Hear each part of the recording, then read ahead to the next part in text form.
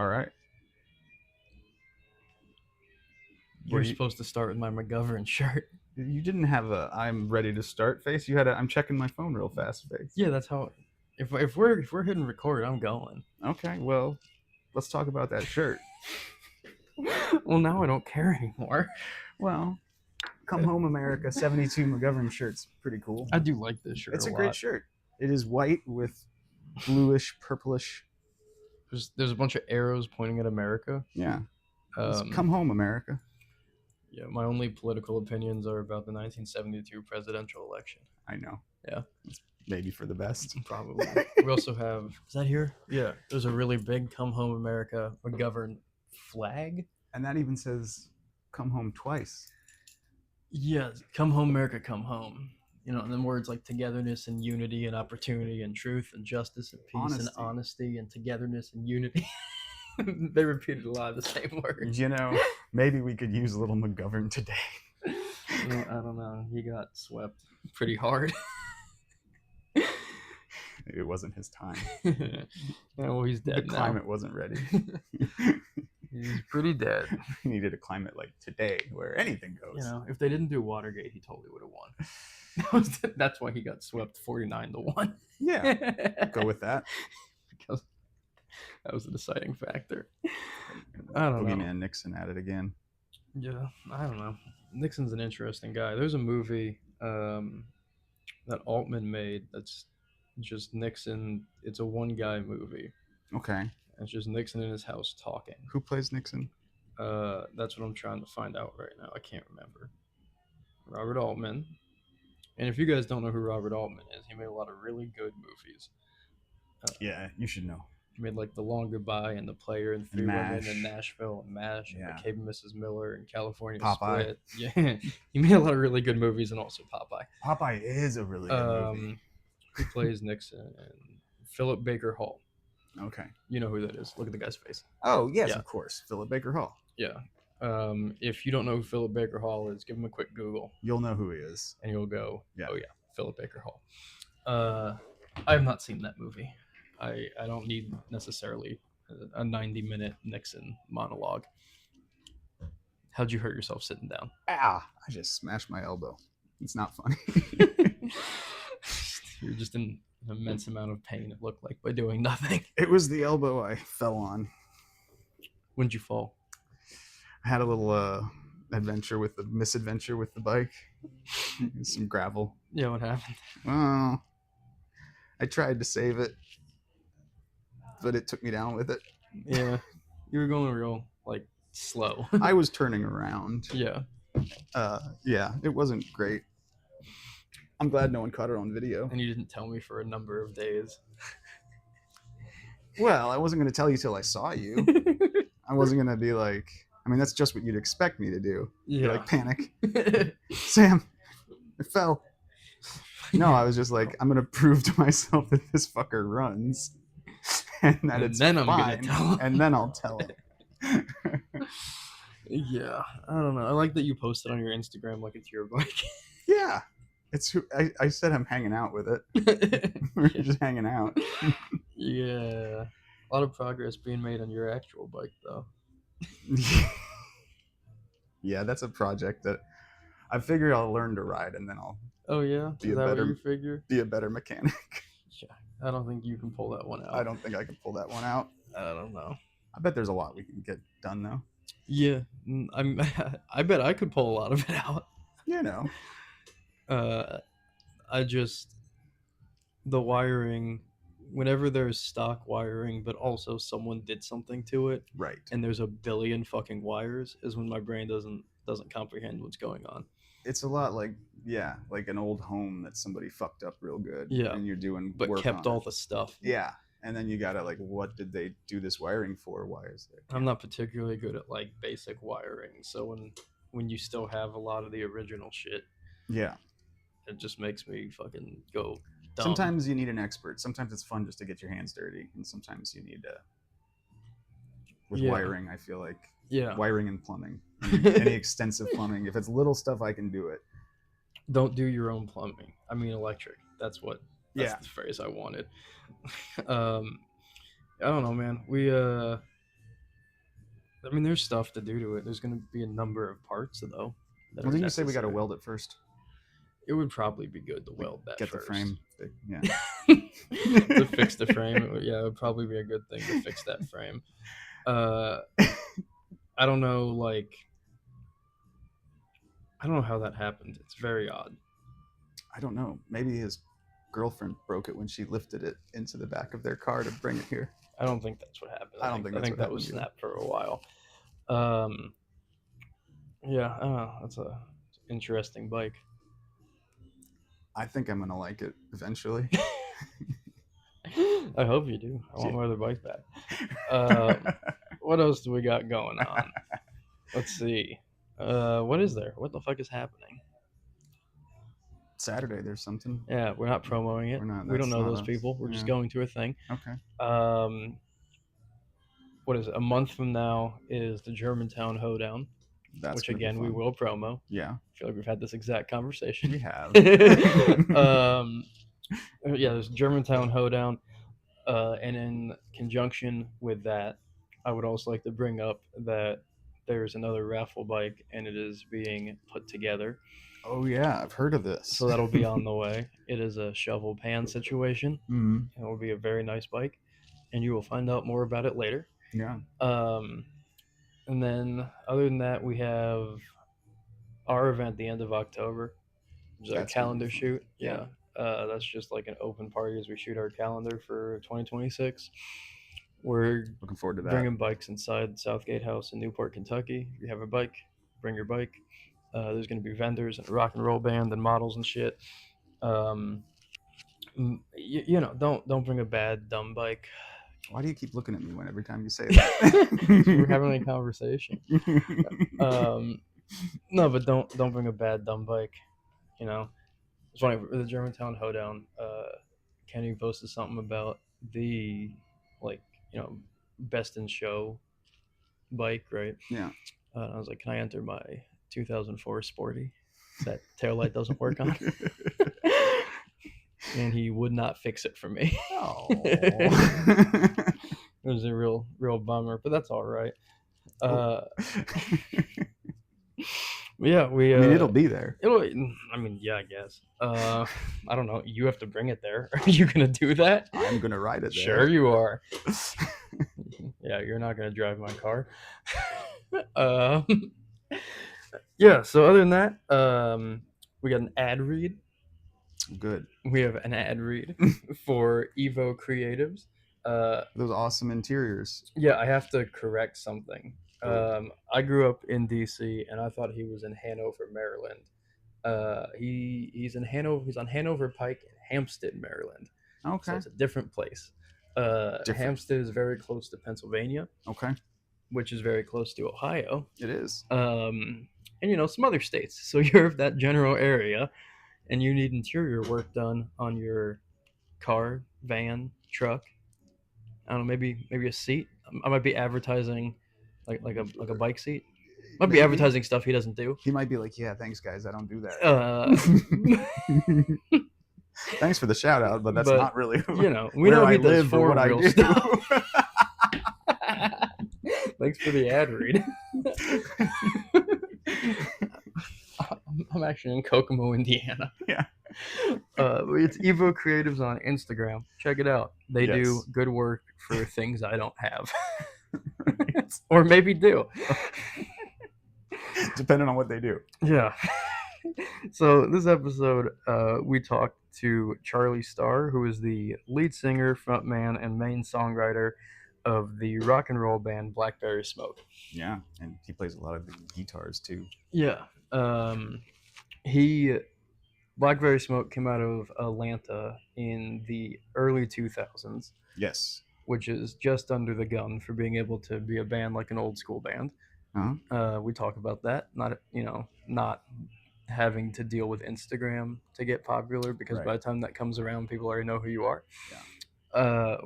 We talk a lot about different people that he's worked with. The list is like pretty extensive. I don't want to spoil all of it, but some people are like, George Jones and Billy Gibbons and etc. Cool. It's a pretty long list of people that he's been able to work with, which is neat if you grow up listening to all that music and suddenly you're in a position where you're now part of that thing. Yeah. Well, he seems like a cool guy to work with. Yeah, He seemed, I like talking I to really him. enjoy it. Yeah. But we went over different collaborations, the band in general, playing live versus studio recording, and also how a lot of bands play live now, uh, and how he does not care for that because it's quiet on Well, stage. yeah, just running the sound through a computer rather than like big fat fucking amps Yeah. and stuff. And that doing the heavy lifting. Yeah. But I mean, I had a good time with this conversation. I thought I enjoyed saw it. his band before the Georgia Theater burnt down, and he corrected me. I felt like a bad fan. Yeah, you were like you came off really dumb. Yeah, I'm just terribly ashamed. That was after the fire, you fool. It's a pretty awkward 5 minutes where none of us talk.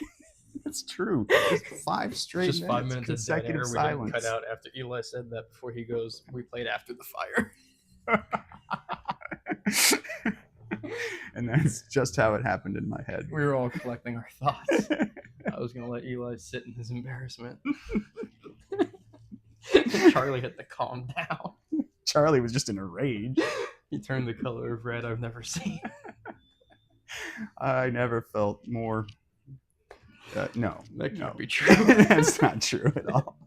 Probably not even recently.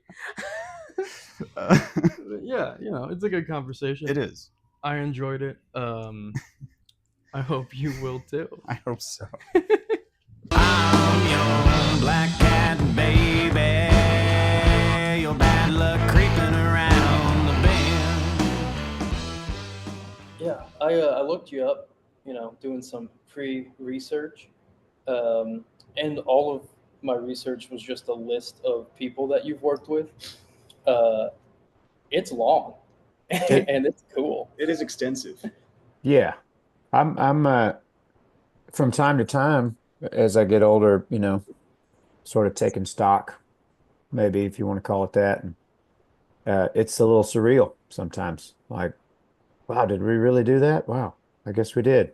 But it's always like in the middle of like while I'm cutting the grass or something, so it makes it a little it evens out. I made this whole list, and it's like the Rock and Roll Hall of Fame basically. And then I got here today, and Eli said to me, "Oh, he also worked with George Jones." I didn't even fucking see that one. Yeah. That one looms largest. Does it? I Okay. was curious about which one of these was. And it may be the most surreal too, because I got a picture right back here on the wall that's signed by it's the Yesterday's Wine album cover. Okay. Merle and George, and it's signed by both of them.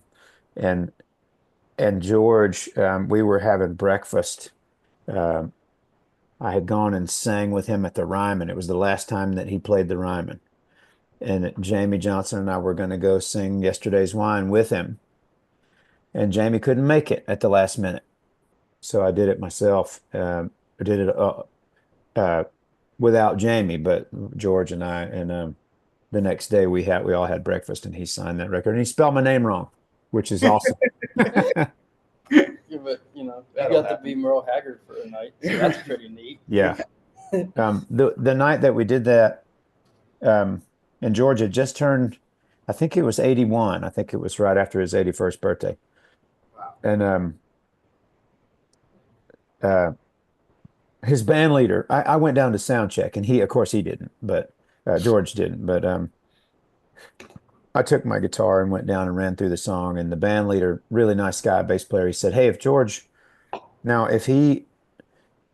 he sort of forgets where he is for a minute or loses where we are in the song, you just sing where you normally would sing, and he'll find where to come back in." And I thought, I'm not going to do that. I'm going to wait for George Jones to fucking sing. I'm not going to just like sing over him, And that dude didn't mean it that way. He didn't mean it in a disrespectful way, but I thought, I mean, I've been doing this a little while. I think I know better than that. I'm not going to just barrel my way in there and like sorry, George, you missed your turn, you know.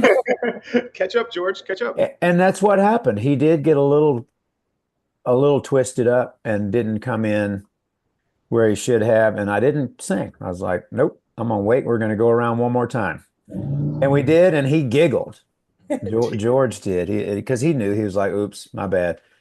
And he came in and sang. And it's a country song, so you know you're coming back around to the one. So there you go. There it was. And I kind of looked out of the corner of my eye at that guy and been like, see there, if I'd done what you said to do, I'd look like an asshole. Yeah, and you were working on a song for his like retirement record, right? But that never actually came to happen because he died. Yes. Oh. But just the concept of, were you asked to write that song by him? Not by him, by one of the guys at his management. Okay.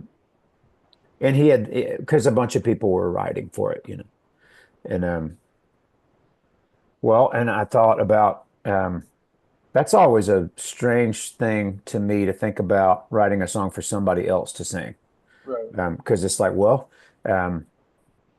where do you start, you know? And but with George and with who he was and what he had accomplished and where he kind of sat in the pantheon of country music, you know, I was like, well, he's the greatest country singer that ever lived.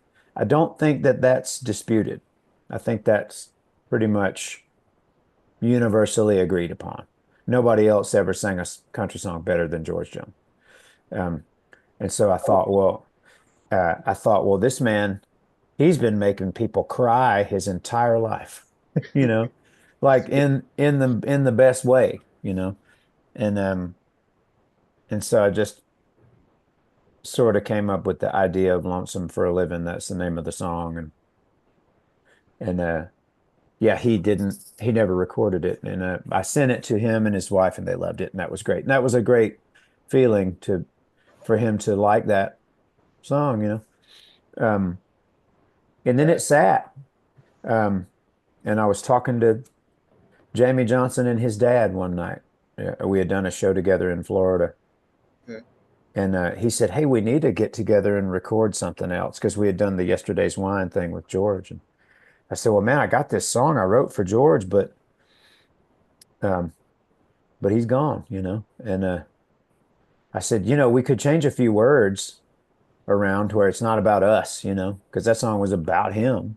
Yeah. And we could change a few words and it's still about him, you know, just with us singing it. Right. And he said,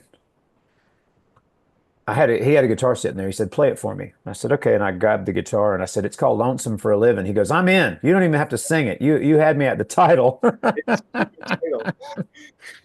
Yeah, there's certain things that are just meant to be country songs, you know. Right. My theory on a good country song is if you have like one good line like that you can come to and end the chorus on, you just got to fill in the rest of it. Yeah. It'll That's work it. out. Yeah. Yeah. You know, you just need your one hook and it'll all come together around it. Yeah. But yeah, I mean, it's your band Blackberry Smoke, which I don't think we've said yet, so people don't know. You're the singer, frontman, and main writer of Blackberry Smoke. It's a very southern rock band. It's not necessarily a country band, right? Right. And I mean, you've worked with people like Billy Gibbons and Greg Allman, which are more southern rock than country. But George Jones was your, height of your career of someone to work with. So when you were coming up, as a kid, what were you listening to? Was it country? Was it southern rock? Was it all of it? What inspired you to come and put this music out? It was all of it. Well, my dad was he still is a bluegrass lover. So, and he plays guitar and sings just as a hobby. But he always did when I was a little boy. And, when he would come home from work, he would get his D28 and sing Flat and Scruggs songs instead of playing baseball. So from before I could walk, I wanted his guitar. And I wanted to do it. But before I could do it, I would be like, sing me a song, please, and he would always do that. So if you know bluegrass people, they don't like much else. It's like jazz people; they only like that. And so he didn't like drums and electric instruments. He and my mom were divorced, and she liked the Stones and the Beatles and Bob Dylan. So I had it from both Right. sides there. But in growing up in the South too, especially in the growing up in the early 80s, um, Hank Jr. was everywhere. Yeah. He was the king then, like, and he lets you know 11-time entertainer of the year. An icon hat that he Yeah. wears. Or asshole. I love that. I was looking at your jacket back there. Oh Uh, yeah, that's a great jacket. I love that jacket. in fact, my sister, when she was 15 and I was 11, um, her boyfriend took her to, we lived pretty close to Columbus, Georgia. Mhm. Um, and that was the closest concert venue, was the Columbus Municipal Auditorium. And Bocephus played there. I guess it was probably 1985. And she went, and I wanted to go so bad, man. I was like, please take me with you. And my mom was like, no, you're not going down there. It'll be a bunch of dope smoking, and it'll be, and I'm sure it was, but she came back in the next, or that night. I was awake when she came in, and I got up and I went into the living room, and I was like, how was it? How was it? And she said, it wasn't that good. And I'm like, what? What? That's How's impossible. that possible? And she goes, well, he came out and I think he was drunk because he sang 3 songs and took his shirt off and did a cartwheel and left. Yeah, when you Yeah, he said did. 1985, I was Yeah. like, oh, that could be a bad one. Yeah. Yeah. Like, but Um, I saw him a couple years ago, and he was great. Like, I didn't yeah. expect it to be that good. He opened with Weatherman and killed it. Whoa. Holy shit, this is gonna be a good show. Okay. No, this is gonna be better than I thought it was gonna be. Yeah. Just I'm 29, so I've been going through trying to see everyone that I can, Yeah. before While they they're die. alive. So like even Hank Jr., like ZZ Top, Bob Dylan, I'll go see all of them, right? Yeah. Uh, I'm a big Deadhead, and I think you might be. I can't tell. Yeah. uh, For uh, sure. yeah, I noticed some of the, you do like Not Fade Away and Deep Ellum Blues and shit. Yeah. But it's cool for me to just like see them exist, you know. Uh, Yeah. but to be able to have a band that put you in a realm with those people, and be part of Yeah. the tradition must be real fucking cool, It is. And we have a DVD. It's live at TRI with Bob Weir. That was probably 2012. It was before Dead and Company, so he was done with Rat Dog and all that. He was just kind of not doing much. hmm And we had become friendly with Justin Kreutzmann, who is Bill Kreutzmann's son, and Justin is a videographer Yeah. and a movie maker. He's great. Just talked to him today, actually. Oh, Um, cool. I've seen his stuff on Instagram. well, he was producing all these live at TRI broadcasts that they were doing at the time, um, from that studio out in out in San Francisco or San Rafael, and it was basically Bob's studio. He said, "Man, he would love to have you guys stop by and jam," and I was like, "Are God. you shitting me?" And, like, because I thought, well, I don't know that he would like our band so much because we're a little woolly, and loud. And he's like, "No, no, he loves that." Yes, And OC. so, Yeah. yeah, so we did, and he loved it. He was like, "You guys, it reminds me of when we used to play with the Allman Brothers. They had more of that Southern kind of flavor." And at that point, I was like, he's like, "Let's play some songs." And I was like, "What would you want to play?" Because I didn't know if I should be digging in there, asking him what Dead songs he would want to do, at Yeah. that point. And he's like, we did Big Boss Man and Ramble on Rose and me and my uncle and everything I wanted to do. Yes. He suggested. And then at one point he goes, "You like the band?" I said, "Yes." No, I hate the band. He's like, "Let's do Up on Cripple Creek." I was like, Oh man. "Got it, done." But it was great, and we held on to. Well, Justin broadcast that it was a live stream, and you Mhm. can only see it for one night. And it was up for like 48 hours back then hosted on their site. And about 10 years later, he's like, let's remix this and put it out. Justin Kreutzmann. He said Bob said it's totally cool with him, and so we did. And it was just one day there in the studio, and the day that we walked in and met him and started playing, we played all this. I think we played music for like 8 hours. God, that's cool. I would have. To me, that's the one that I would have. That would have been my George Jones. Well, let me tell you what he said. So several years later, we went back and we played his venue, the Sweetwater Music Hall there in Marin County. And Bob came out. He walked into sound check and he had his guitar in his hand.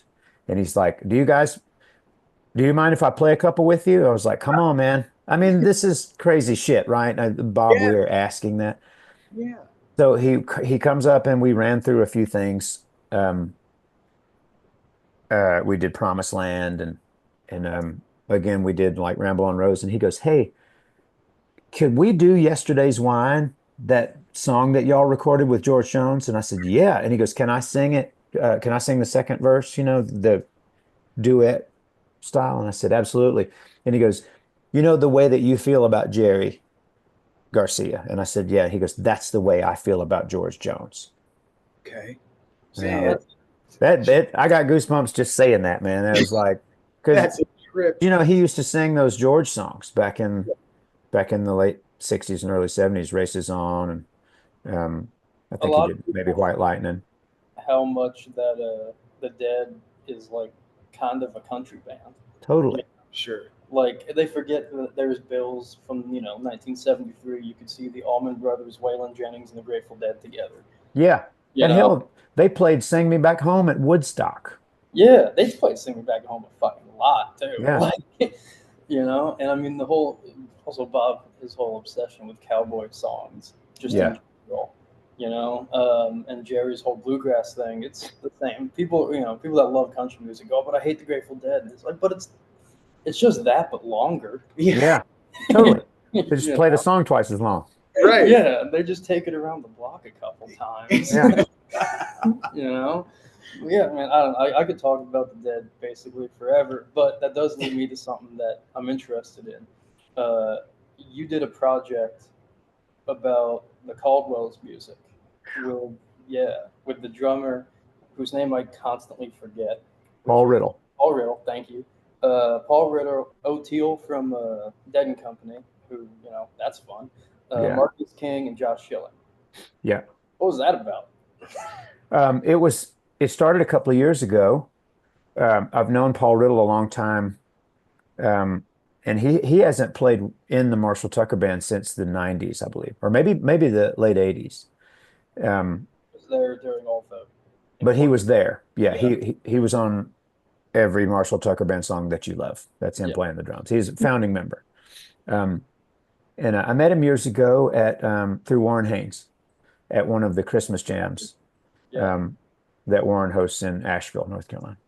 And Paul's they're a Carolina, Marshall yeah. Tucker was a Carolina band. Um, anyway, he reached out a couple of years ago and said, "Hey, I want to go in the studio and record some Tucker songs." And he said it would be himself and Marcus King, who he's known since Marcus was like 5 years old. Right. He said myself, Marcus, O'Teal, you, Josh, and Vince Gill's going to come, and Peter. We're going to do it at Peter Frampton's studio. And I think Chuck Leavell played some piano, on a couple songs. Anyway, we went in for a couple days, and a couple of songs turned into 12. Um, and we just had a blast. And it was just sort of a new take on a bunch of those old songs. And we did a lot of deep cuts too, not just hits, not just favorites, Marshall Tucker Band songs. Um, and then this past or earlier in the summer, rather, he's like, "I got us a gig. Let's go. We're going to headline Telluride Bluegrass Festival out in Colorado." And everybody was free. It was like, okay. And but we had never played on stage together or anything. So it's like, oh, we better rehearse. So we had one day of rehearsal and went out there and played for like 15,000 people. It was crazy. I mean, you know, at least your bass player knows how to make shit up on the spot. That's right. Yeah. Well, I've got friends that don't really know anything about the Marshall Tucker Band, and like some of my musician friends, and I'm like, man, well, buckle up because once you start digging, Yeah, it's a hell of a ride. I've been so, I let various playlists play out on Spotify, and then it'll just recommend whatever comes up. And a lot of the times recently, it's been recommending like Marshall Tucker songs I somehow have never heard before. Yeah. And almost every time, and like halfway through the song, I go, "What the fuck is this? Oh my Yeah. god!" There's Yeah. another What one. is this? Yeah.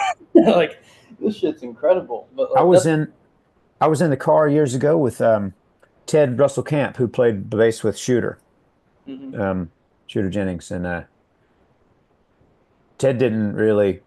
He just had never been exposed, you know. And I put on this live Tucker show from like 1974 in England, Yeah. and within 30 seconds he was like, "Holy shit, man, this is otherworldly." I'm like, "Yeah, I wouldn't have wanted to been in the band going on after because they used to open for the Allman Brothers back then, you know." And I would think, Yeah, and they had to go do whatever they were I going mean, to that would be tough. do. The Allman Brothers, so it's gonna Yeah, be all right. they did have that. Yeah, They did. My dad, one of his favorite bands of all time is Marshall Tucker. So growing up, when he played baseball in high school, he would put on Carolina Dreams before every game. Right, that was his dressing fucking record. fly like an eagle. Yeah, Yeah, just that whole thing back to front or front to back. So from like a young age, I definitely knew that record. You know, yeah, I knew Marshall Tucker generally, but I started, looking for content for Instagram and shit. And I just went through a bunch of their old shows, you know. And then fucking Toy Caldwell's live voice is just like a growl. yeah. Like I don't know how else to describe it, but it's just like a primal thing that he's It's doing. feral. Yeah, Yeah, it's nuts. And then I can never remember the other singer's name. Doug Gray. Thank you. Yeah, He's still touring with the name, yeah. right? Yeah. Hmm. But I think I was like 15 years old the first time I paid attention to Desert Skies, and I went, "Ooh, that should be what they play at my funeral." That was my Yeah. thought. 15 years old. Man, I mean, what a thought, right? That evoked that in you at that age. Yeah, I don't know what that was. That's But there was another one, but I've forgotten it, so that one's really sticking out there. Oh yeah, it was Broke Down Palace. That was the other one. Yeah. Well, there you go. Yeah, it's great to think about songs you want to hear when you're dead. That would be a hell of a funeral with those two songs alone. Just that, and we can call Yeah. it a day and go do something else, I guess. Might have to put "Fuck the Police" in there too and make it like the. It was really confuse everyone. Yeah. Yeah, man. I mean, like with your band, with Blackberry Smoke, I was going back and forth between the record and then live videos. And in a way, like Marshall Tucker, you get one thing, or the Dead, you get one thing on the record, but you get a different thing in the live video. Yeah. You guys playing live is more primal. And I was skipping around this one show just because I got curious. I was like, are they going to be just balls to the wall at every moment I press on? And you were. pretty much, yeah. Just every fucking moment I pressed on, you guys were just tearing into it. So I imagine there's like a real joy that you get about playing on stage and being able to put that on and bring it out as it's happening, as opposed to necessarily putting it in the studio and then putting it out and hearing the reviews. You get that live feed off the audience. It is. It's a real palpable thing, like, and not only just the energy from the audience, but the energy that is created by people playing loud amplifiers together, and hitting the shit out of the drums. And it's like every January I'll go on a little acoustic run with my buddy Benji and we'll play quiet, it's a little more intimate kind of thing. And that's fun too. It's like a fun as a songwriter, to be like, okay, well, this is kind of the way these songs are born. But it always makes me yearn for a Les Paul and a loud tube amp, Yeah, I mean, there's a. I saw Charlie Crockett and Marcus King, Yeah. and Charlie was in the middle. It's Molly Tuttle, Charlie Crockett, Marcus King. It's a good bill. Yeah. Um, but they were bringing out Marcus King shit, and it was just so many orange amp stacks, Oh yeah. like five of those motherfuckers. But there is something about I think American music that is supposed to be played real loud. You Yeah. know, like we're a loud country. Yeah. We are. It's a good point. Right? Yeah. We're big and we're loud and like we like We're the guitar and drums and shit. we're the loudest one in the room. That's the way. Yeah. Hank Jr. Speaking of Hank Jr., I've seen a return. Well, it's still going on. There's a quiet thing. There's a lot of bands using, you know, digital modeling amplifiers and or no amps on stage at all. They're called Kempers. It's this it's a plug-in for a computer. And basically then the front of house sound guy is controlling how loud you are. So only he has the control. And people are using in-ears, so it doesn't matter to them. And it sucks.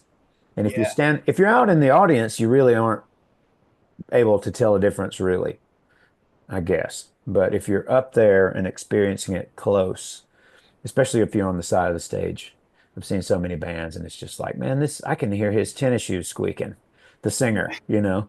Yeah. Um, and we've done a bunch of shows with people that way. And then we did one a couple of years ago with Hank Jr. And I was like, not Bocephus though. It's like Van Halen is playing. And this singer named JJ Gray from Florida was standing with me and I had like to your point earlier, I was like, he had never seen Hank Jr. and I was like, it can be kind of loose, you know, because he never really tells the band what they're going to play. They don't have a set list, and they never see him or talk to him. He just walks on stage off an airplane and boom, you know. And my old buddy plays piano with him, Joey Huffman, and Joey said, yeah, man, there's like 12 songs that have Dixie in the title, and he'll turn around and go like, Dixie, one, two, three, four. And nobody knows it. Anyway, it wasn't that way that night. It was on, and it was loud as hell, and it was just, it was right, you know? And JJ turns to me and he's like, hey, man. And I'm like, what? He's like, I thought you said this was going to be real loose. I said, not tonight. Um, but I mean, he's commanding it, you know. It's like you can't get away from this. He's the loudest thing in the room right now, and everybody's going to pay attention. Right. Man, when I saw him, he did that medley that he does sometimes in the middle of the shows where, he'll like kind of tell a story and then play like a Bo Diddley song or a Chubby Checker song. Yeah. And go through like play like one of his dad's songs and then get into his shit. Uh, and it was real cool, but that whole time, I think he changed hats 5 times. Uh-huh. Yeah. And he spit probably 50 times in the Yeah. middle of this like 10 minutes, just walking around, just covering the stage and spit and changing fucking hats. Yeah. But like it's great. Like you can't fucking stop watching it. That's right. I mean, that's the thing to me about live, like rock and roll music, is if it's really on, you can't look away. Yeah. You don't have a choice. It's the spectacle. Yeah. And that's like, do you know if the Dead or Dead and Company at the Sphere was doing that other type of audio where it goes to a computer? I don't know. I didn't go to any of those shows. I was told O'Teal said that they don't. Well, because O'Teal was in the Allman Brothers for 30 years, and he said he loves playing in Dead and Company, of course, but he said that Bob has gotten to where he doesn't like it as loud on stage. A lot of people have, they've moved away from big amplifiers and big stage volume, and he said that they have scaled back the stage volume a lot because for Bob, I understood that that was one thing that Bob and Phil Lesh didn't agree on, was Bob didn't want it. He's got tinnitus, or maybe, but Phil was like, I want it loud as hell. And so that happens. But O'Teal went and played with the brothers again, with Derek Trucks and Warren Haynes, and that the Brothers show at Madison Square Garden. And he was like, "Oh, we're back to being loud again." I mean, I wonder because the like spectacle of the Sphere is the whole thing is complicated, right? Yeah, And the sound is. I went to go see one of them. The sound is incredible. yeah. I mean, it feels like it's coming from everywhere, right? But to make it do that, I don't think it. I mean, especially in that size, you can't just go stage out. I don't know. I mean, technology is incredible now. The way that, like Metallica, the first time I saw Metallica was 1989, and it was loud as fuck. And in every way. Like I probably lost some hearing that night. And I just saw him a few months ago here in Atlanta with Pantera. And it was in the round. It was at the football stadium in Atlanta where the Falcons play. Yeah. And it was probably half as loud. It was still good. I loved it. And now it's more like, well, this nostalgia and it's watching those old dudes. Because Right. I mean, they're grandpas now and they can still play speed metal. It's like a sport. And that I was telling my buddy went with me, and I was like, to me, it's more about now about watching James Hetfield pull that off, Yeah. Yeah. and he does, and it's like it doesn't really matter to me that it's not maybe not as scary as it used to be, Right. you know. Um, it's impressive now to be like, man, that dude's in his 60s and he's still playing battery. That is pretty impressive. I mean, That's crazy. The John Mulaney has a talk show on Netflix. He's laughing because I talk about it too much. But they did a bit where Fred Armisen like interviewed and did a focus group with a bunch of the like OG LA punk people, right? Yeah. And Lee Ving's like 80. Yeah. We're at a point where like these dudes like it's the first time in history that like punks and the OG thrash metal guys are fucking old. Yeah. It's the first time in history. Yeah. Right? Like we never had old people like that before. There was no such thing as an old punk yet, and now here they are. It's fucking weird, It's like I can barely get in the van, but he's still sitting down being like, "Fuck you, Fred Armisen." Yeah. Did you see that panel that it was Johnny Rotten and uh, Henry Rollins and Marky Ramone and maybe Exene from X. No. Anyway, Johnny Rotten was drunk and he and Marky Ramone got into it about who was first. And neither one of them was backing down. And it was Johnny Rotten was even because he's Johnny Rotten, he's but he was like, you weren't even in the band because Marky wasn't, but he was in Richard Hell and the Voidoids, so he was there. He just happened to be in a different band, but he was still there, in that CBGB's early, like 1976. Yeah. Which predated, the Pistols' first record coming out. But so Marky was like, he's like, fuck you, man. If it wasn't for the Ramones, you'd be selling fish and chips somewhere. and it's like, here's these two old men fighting over who's more punk, Yeah. Yeah, man. I guess you never lose it. So how punk was that? It's like, of course they're going to get into a huge fight about it. I'm surprised Henry Rollins didn't say anything. He didn't, and he was sitting there grinning, and I forget who was like hosting, like with a mic, asking him questions. It was almost like Dr. Phil or something, and he's like, "Henry, you don't have anything to say?" And he's like, "I really don't, because I don't know if Johnny remembers that he called Black Flag a bunch of suburbanite white kids back in the 80s." I mean, he's like the young guy of the bunch now. Everyone got an axe to grind. Yeah. It's funny. I mean, I grew up in DC, so like, I like. Oh, you did? Okay. Yeah. And like, I mean, like, very close to where him and Ian MacKaye grew up. Yeah. And I would still, when I was in high school, it was like the third wave of DC punk, which wasn't as big as the other two, but it was still something. Still good. And we could go to shows and Ian McKay would be there. Yeah. That's fucking weird. But he just looked Yeah. like any guy. He was in his mid-50s at that time, probably. Yeah. And if you didn't know who it was, you wouldn't have looked at him twice. That's right. But when you do and you're 15 and all you care about is Fugazi and Minor Threat, you're just sitting there fucking staring at this guy, hoping he doesn't make eye contact with you because you don't know what you'll do about it. That's right. But I mean, I don't know. It's DC's an interesting music scene, but you came up in Atlanta, and Atlanta and Athens, and Eli knows, has a very prominent. I'm very into that scene. Well, you lived there for 20 years. Yeah. Actually, seen you guys play when I worked at the Georgia Theater. I think it was before it burnt down and got put back together. Well, actually, we didn't play there before. We were the first band that played there when it was reopened. Okay. It might have been that. May have been that show. I worked there before and after, so it was the second time. Yeah.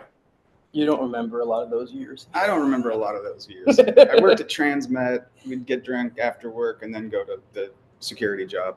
Hey, where are you guys located right now? Covington, Kentucky. Oh, okay. Know it well. Basically Cincinnati's little brother. Yeah. It's not. Northern Kentucky's cool. Have you guys played at the Southgate House? Maybe. So there used to be. It's also had two incarnations. Yeah. There was the old Southgate House, which is the Thompson House, and now it's in an old church. Yeah. It's very memorable now, but it's also. It moved to the church, I think, in like 2012, and that's like a 500 cap main room. So I'm not sure that that's the place you would have played in 2012 or after. That sounds familiar. I think maybe we did. It's around. One of the last like independently owned venues. Right. Where you don't have to we put on events there and like a music festival and shit, and it's great because like we don't have Live Nation, we don't have any of that shit involved. How do you deal with that bullshit? Like ticket prices are absurd, and it's not artists' fault. Right, man. It sucks. We gave up trying. Not that gave up's not the right phrase, but as far as our fan base wondering that same thing, and we were like, hey, all we can say is come to our website that will steer you where to buy tickets. Otherwise, the way that the third-party ticket buyers and it's the dirtiest, scaggiest business I've ever seen. Even when it comes down to promoters and venues now, to where it's like you really got to watch what's going on, because there will be like some really squirrely stuff going on with tiered ticket value and all. It's like, wait a minute, what? So our late drummer, Britt, he was the one that hipped me to it years ago. He's like, man, we really need to pay attention to this because any kind of honor is gone. And it's because of like Live Nation and Ticketmaster and these, just the money grab. And we're all in this to make a living. That's not, everybody wants to make money and they just want to make the most of it.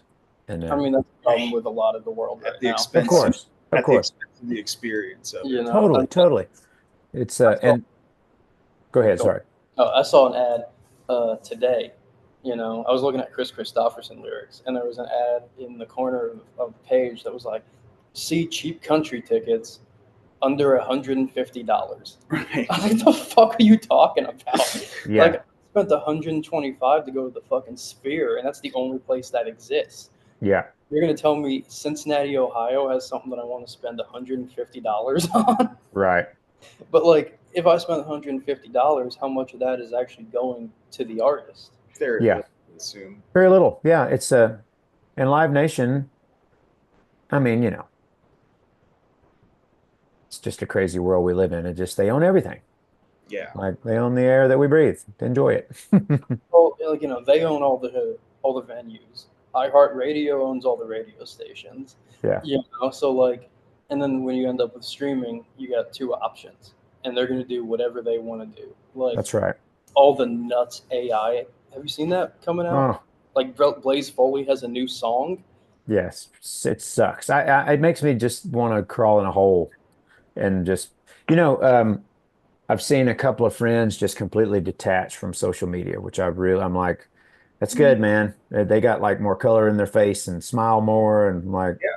I get it, man. It's a, got to just keep it in perspective, like what's real and what's not. I did see Dave Chappelle once. It was one of his specials, and he's talking about, being canceled or being drug on Twitter. And he's like, somebody was like, "Didn't you see you were drug on Twitter?" And he goes, "I got news for you. Twitter's not a real fucking place." Yes. But like at the same time, and you were lucky enough to make a name for yourself when you didn't have to do it on Instagram and Spotify, right? Yeah. But artists now, like my buddy's band just lost their bass player because they were like, I think we should take our music off Spotify. And everyone else in the band was like, no one's going to give a shit if we do that. It's just going to hurt us. Yeah. We have Right. to. Yeah. There's not going to be any fucking articles written about us pulling off of Spotify. Right. We're not young. Yeah. But the only way that a lot of these smaller acts or newer acts, not necessarily smaller, can get any traction is if they have a minute on Instagram that catches. Yeah, that's right. And that's Like, not a like, That's not define music. no. yeah, like Zach Bryan. Like that was his him playing that song on TikTok or whatever. Yeah, now he's selling out fucking Wembley 3 nights in a row. Jeez. You know what I mean? Insanity. It's not that good. Not And it's like, yeah, I can't imagine. I mean, I guess I remember, 20 years ago, people saying like, well, this person won American Idol, and so now she's, instead, that was a whole fight then. It was like, well, because we come from the era of buying an old van and a trailer and Yeah. dedicating the next 2 decades of our lives to eating bologna sandwiches and doing drugs in truck stop bathrooms and like that angle. I don't know. I guess there's any port in a storm. I mean, it's a very we talk to a lot of musicians, and a lot of them are like 35 and under, right? Yeah. And one of the things we always ask them is like, how the fuck do you make money? Yeah. Yeah. Because people don't realize how much money disappears. Yeah. Like if you make Right. 10K on a show, but you're a 5-person band, that you're not going to see most of that money because you got to pay out your management and you got to pay out the venue and people that do the sound have to make money. Yeah. And then you got to fucking keep your bus running or your van running. A lot of pieces of pie. It's A lot of it's very hard. And the answer Little that pieces. we've gotten is that people make their money on merch. It seems it. that's the last remaining thing that any artist can make money on. It is, and it's what you can control if you own your own merch. We do. And to go back to my old buddy Britt, rest in peace. When we first started the band, he was like, well, back then we'd make like $200 a show and a bunch of beer, And, Right. he's like, we need to sell black T-shirts that say Blackberry Smoke on them, and so we did. And about a decade in, I was like, and he designed everything. He and a few of his artist buddies, and we got it printed, and we control. We never worked with merch companies. It was always just us. And he said, or one day I said, "Hey man, you know what I wish we had? A brown shirt." And he's like, "Why?" And I said, "I like brown shirts." And he's like, "You do."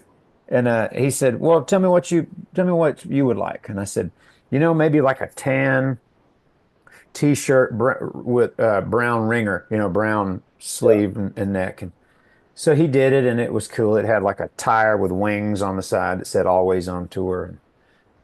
I loved it. And about a month later, he's like, that brown shirt is our worst selling T-shirt of the history of the band. And I was like, yeah, sorry. And he's like, our fans like black T-shirts that they can wash and wear, man. They like American made shit that Yeah. lasts. And Yeah. that's what we've done for 25 years. I've struggled a bunch with because we're an apparel company originally. Mhm. And I've struggled a bunch with being like, well, I like this idea so much. Yeah. I don't think anybody else will. Yeah. But I really want to do it. And then sometimes I get real lucky because we're from around Cincinnati. Charlie Manson's from Cincinnati. So I made a shirt that was just a picture of his face with like under eye tattoos that said LFDW, and then it said hometown boy above it. Oh. It's a great shirt. And people fucking bought it. Yeah. And that's the perfect. Yeah. But it's hard, man. But it's a black fucking t-shirt. Yeah. People like to buy black shit, it turns out. I mean, I fucking wear black shirts all the time. I can't wear Got one on right now. Yeah. Yeah, it's the only, but I don't know, man. It seems like the music industry now is at a point that's very tough and very confusing if you're not already established, Yeah. Like, what's the best way to get famous? It's by already being famous. Right. Yeah. My oldest son, he's in a band, and he asked me not long ago, he's starting to play some shows and had released some music on Apple Music and Spotify, and he's like, kind of not in so many words, was like, what's the best way to do this? I said, right now, I don't have the answer. All I can tell you is what we did, the way we started, and now the game has completely changed, so I don't know. Yeah, and that's like, he's got one of the best sounding boards possible, and you're still just like, I don't fucking know. Yeah. I mean, I said, well, I would say that get out and play. That still is what people want to go do, is that people that like rock and roll music anyway, or even country music, they want to go see this person play it to me live. No, but I've still seen, and I've talked to venue owners about this, that in the past 5 years, there's been a pretty heavy drop off in turnout. Yeah. Unless you're an established, like. Even here, it's very weird. There's been some bands that are known, and come through here and will play a show and will sell 75 tickets.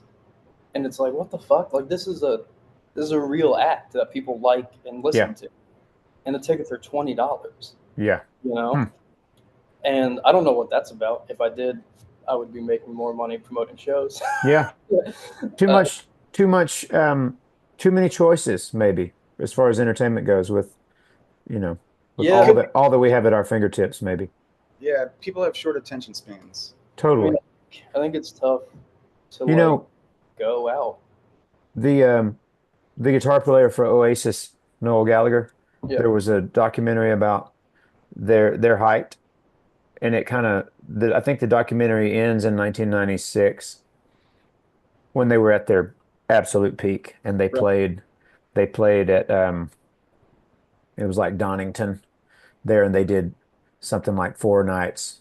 So they wound up selling like 500,000 tickets for that weekend. And he said, we could have done a week. And he said that was right before the internet became available to common people. And he said people had a longer attention span, and they attached themselves to something a little more singularly because they'd find one thing like them and be like, I like this. Yeah. Instead of having a computer in your hand with the entire recorded history of music at your fucking fingertips. Which is so cool, but you really do appreciate it more when you're a teenager and your best buddy's cool older brother from California college sends you mixtapes. Yeah. Just like finding new shit. Like there's a joy of finding stuff. Yeah. When it's all readily available, it's awesome that I can pick any song that I want to hear from any time in history and just play it immediately. Yeah. But you miss having to go and like down records and make a mixtape of, and it's just, it's a very, and I think going out lends itself to that as well, where people are just like, I think it's an attention span thing, a lot of it. Yeah, totally. I mean, I listen to the same 400 songs most of the time. Sure. Same. And then I go, I'm fucking tired of every single one of these songs. How many times can I listen to Hot Dusty Roads by Buffalo Springfield? I need to listen to something the fuck else. And then I stare at Spotify and go, I don't know where to start. Buffalo Springfield. Yeah, that's right.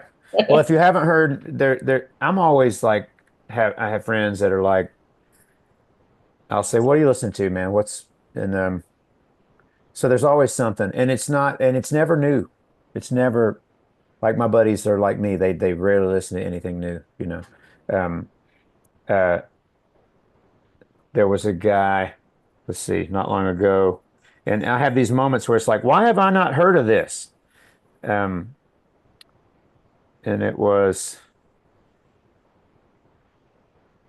there was a rock and roll singer named Frankie Miller. He was from Scotland, and he had an album called um, Full House. All And right. you're going to look that up, and you're going to thank me later Frankie Miller. because Here, I found her. Yeah, I mean, fucking other day, I just discovered Leo Sayer. Oh yeah. Yeah, The show must go on that came up. yeah. That came up on Instagram. Uh, but he was doing his whole clown get up and shit. I Hmm. was fucking mesmerized by it. Right. You know? Yeah, he sent it to me and it was like, I don't know what to say about this. Yeah. It's got my attention. And it was just like, yeah, that's But I I was don't in a studio a handful of years ago, and the guy engineer in the studio had some music playing as we walked in, and I was like, "What is that?" And he said, "That is Willis Allen Ramsey." Yeah, I he's said, I, good. I said, "I don't know who that is." He says, "An Oklahoma guy. He was Leon Russell's buddy. He made one album, and it's perfect." Same Yeah. thing. Yeah. I looked it up right then and was like, "How did I never hear this?" You know? There's a lot of those guys. And I mean, at least now, some of those dudes have had resurgences because Hmm. Light in the Attic reissued a bunch of stuff that had only been issued Yeah. one time, you know. And then like recently, Robert Lester Folsom played Southgate, so he's 75, but now he gets to do his Yeah. music career, now he's even though those records were good, but for some reason they didn't, A&R wasn't good behind them or whatever the fuck. It just Yeah. didn't come out. yeah. Luckily, the internet brought that about, That's but right.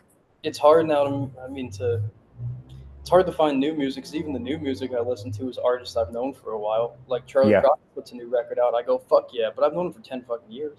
Exactly. Yeah. You know, it's hard to find. I think it's hard to find space in your brain for new shit when there's constantly information coming at you every day from every direction. Yeah, it's Yeah. that overwhelmed with options thing. It's great. It's so nice. It's fantastic. Yeah. But what do you got coming up with your band or in general that you want people to know about? Man, we're just gonna we stay on the road, taking our music to people. Um, we have there's something, I can't talk about it yet. We'll have an announcement coming pretty soon about something kind of special. And if Cool. people just keep their ear to the ground as far as Blackberry Smoke goes, it'll be coming soon. But And yeah, you have a number of Kentucky dates, I noticed. yeah, But I believe they're all festivals. yeah. It's somebody said something about taking it a little easier this year, but we're really not. We're still playing everywhere. I mean, that's, we talk to a lot of people and they say the same thing. Like, Yeah. we talked to Dallas Moore, who just posted something before we got on here that you guys are playing at. It's a festival. I think in like a couple days. But, he was like, I had an easy year. I played 175 nights. Yeah. We're not doing nearly that. I think we're doing like 130, but oh well. That's still a lot of nights. It's a lot. It's a lot of playing. That's why, like, with the Dead, you can never get enough of it because they played like 4,000 shows.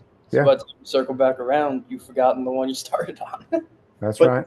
But does that feed you? I mean, It does. The Spiritually too, man. I mean, I like like the time that we all took off for COVID was devastating. Not only just business wise, but I was like, man, once you're addicted to this lifestyle, this gypsy thing. I mean, I know that sounds corny, but it really is. It's like I don't even like to play two nights in the same town because you get so used to, thank you, see you later. Hello, thank you, see you later. Rinse, repeat. You get itchy feet. And waking up, opening my eyes in a new city is absolutely become a habit. yeah. Yeah, Crazy. there's just certain people that seem Yeah. to dig that. Mhm. I'm not one of them. It drives me insane. I love it. It's just like, and then you find yourself, beating these same paths in different cities. I'm like, I know what record store I'm going to. I know what vintage guitar store I'm going to. I'm going bowling here. I'm going to, you Yeah. know, You get to same. the local. Yeah. Salt Lake City, the Red Iguana has the best Mexican food in the history of the planet. I'm going there every time, you know. Hey man, next time you're in Cincinnati or Northern Kentucky, come by our shop. It's very I cool. will. And because right there, I always go to Mike's Music, which you Yeah, probably know where that is. we're like Right. half a mile from there. Yeah. Yeah, we're real close. We're just around the corner. I That's rode my by buddy. today. Yeah, Covington's great. Yeah. Before we go, I got a funny story about Mike's Music and Tom Waits that I heard. Oh, shit. So apparently, Tom Waits went into the store, right? Bought a guitar, very expensive guitar, and then he left, and he was like walking back across the street. You know, it's like a main street, right? Uh-huh. He puts the guitar down in the middle of the street, turns around, walks back into the store, goes up to the dude and goes, "I forgot to shake your hand." What? Shakes his hand, leaves, picks the guitar back up. Nobody had hit it and takes off. Wow. Man, I love Tom. Some people are just kind of magical. Yeah, I'd say so. You know, He is what an original. I love Tom Waits, and Fucking love Tom Waits.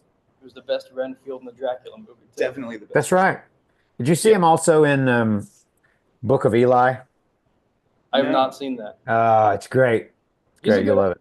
He is. He's great. And that whole speech in The Fisher King. He's great in the fucking Fisher Yeah. King movie. It's incredible. I know. Yeah. He You'll love it. I said my last thing. Oh, There's- wait, he's also in The Outsiders. He answers the door of that bar that Matt Dillon's in. he shows up a lot of places, man. He was Yeah. on this episode of Fernwood Tonight, the old Martin Mull show. Oh, yeah. Yeah. Willard. And he's playing like the piano must be drinking, you Yeah. know? And then it cuts over to Martin Mull, and Martin Mull's just like shaking his head like, I do not fucking like this. Uh-huh. Dude, he's a funny dude, man. Yep. I like that guy. But thank you for doing this. I appreciate it. Thank y'all for having me, man. Meet you. Yeah, this has been a good time. Don't be a stranger. We'll see you in Kentucky.